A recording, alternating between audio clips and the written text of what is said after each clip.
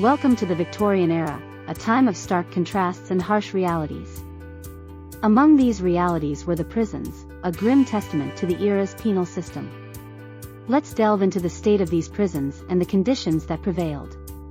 Overcrowding was a common issue, with inmates packed into cramped cells. Sanitation was poor, leading to rampant disease and suffering. Prisoners were subjected to hard labor, a form of punishment and control.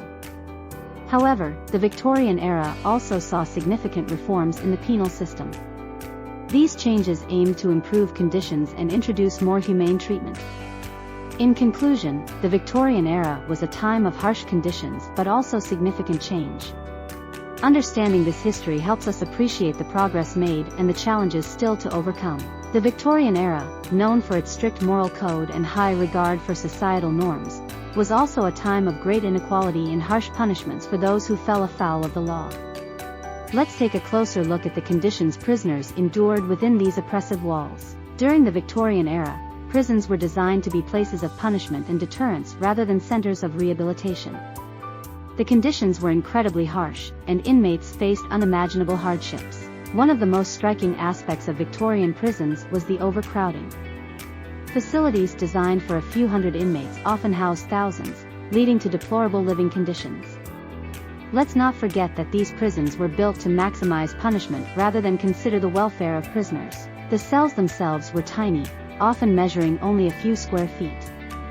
Inmates were confined to these cramped spaces for up to 23 hours a day, with minimal access to fresh air or sunlight. This lack of ventilation led to the spread of diseases and made the already miserable conditions even worse. As a prison guard, I witnessed firsthand the inhumane treatment of inmates. The food provided was often meager and inadequate, consisting of tasteless gruel and stale bread.